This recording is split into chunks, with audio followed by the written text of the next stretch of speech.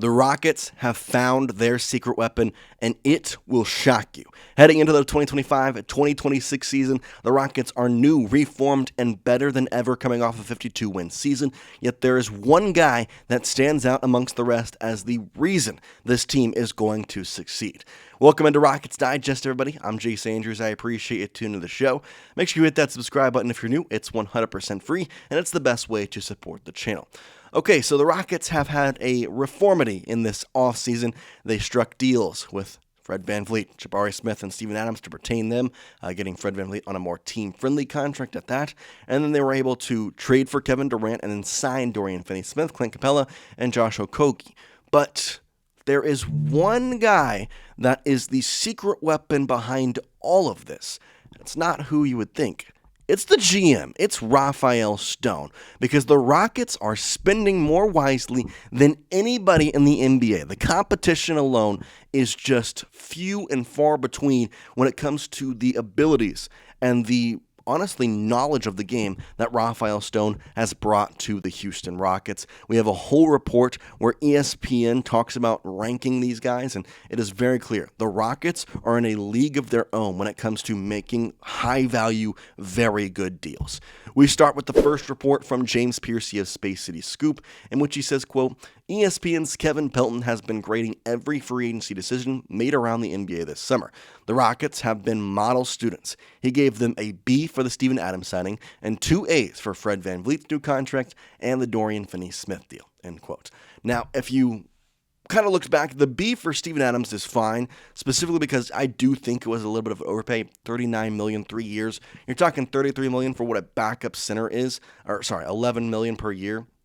Or, excuse me, $13 million per year. Can't get my math right. $13 million per year for a guy who is ultimately going to be a backup center now with Clint Capella going to be kind of a rotational backup center. So I understand why that one was a B. You did want to have him specifically of the double big lineup that he was very much able to really use to his proper notion, but I understand why that one was a B. Now, we want to kind of go look more into this and kind of talk about it more. And James Piercy of Space City Scoop continues on here to say, I already used this site to eviscerate that short-sighted deal. Pelton points out that extending Fox now may have been preferable to trading him on an expiring deal, but the Spurs have put themselves between a rock and a hard place by acquiring Fox in the first place, but this is a bad deal. Of course, he's talking about this De'Aaron Fox contract that the San Antonio Spurs signed him to, a $229 million maximum contract extension with the San Antonio Spurs. Now, if you don't remember, there was a point in time where the Rockets were linked to De'Aaron Fox. Now, it was very small, and it wasn't, as heavy as the Spurs were, even a couple other teams across the league, but there was a time where the Rockets were linked to him given their point guard need in some ways, and I guess guard depth is probably the better way to put it, because it was Jalen Green and Fred VanVleet and company behind them.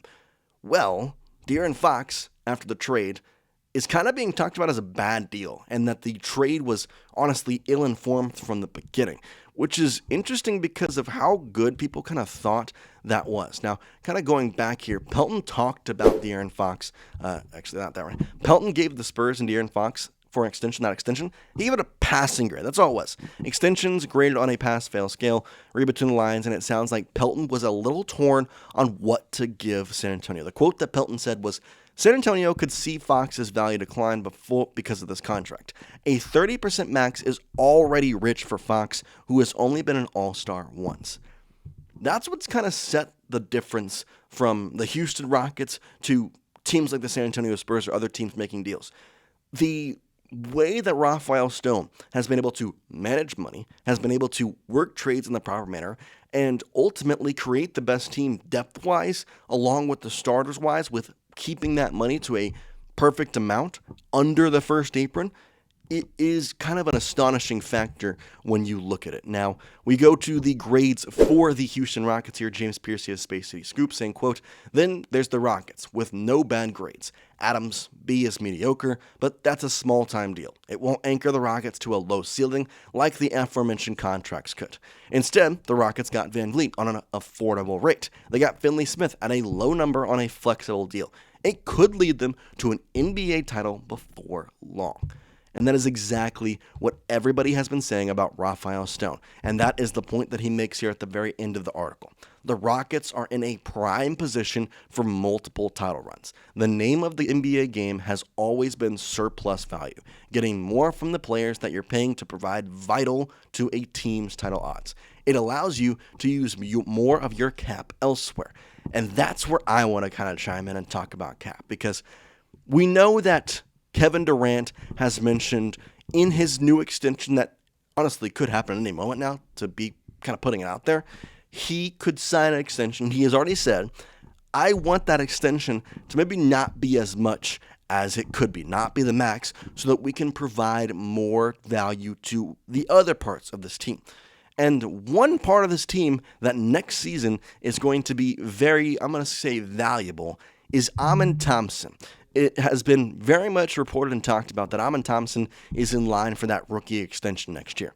And for all reports we are seeing, and as long as everything goes well this season, he will get a rookie max extension.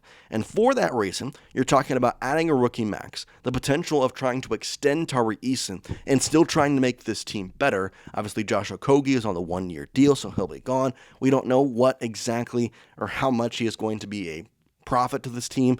Maybe he's not that good. It doesn't matter. But either way, there are some new moves that need to be figured out. And because of the way that not only Rafael Stone has been able to look at this team and manage it, but he's also been able to talk to players and get them to agree to better deals like Fred VanVleet. He's gotten them to buy in.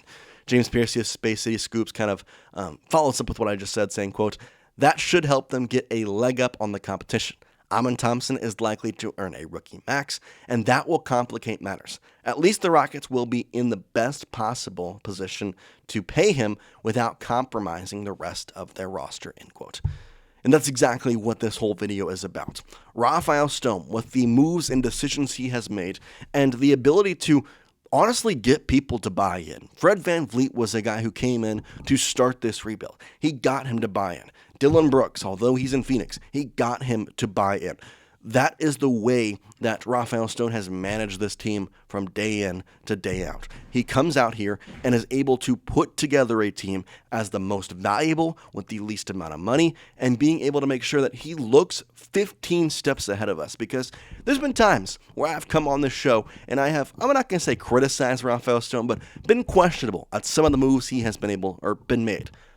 But then he makes a move about a month later, or 2 weeks later, even 2 days later, and I'm like, oh, that's why he did that first move. That's why he did this. That's why he did this. Now, obviously, there's probably not any more moves to come. So now I'm sitting here racking my brain like, okay, are we going to get some guards? I have to kind of see this team play, and we still have about a month and a half, 2 months until I get to see that happen. So I'm kind of racking my brain. It's like, okay, what's going to be the end goal of all this? And that's what I'm waiting for. But as of we sit right now, Rafael Stone is the secret weapon of this Houston Rockets team.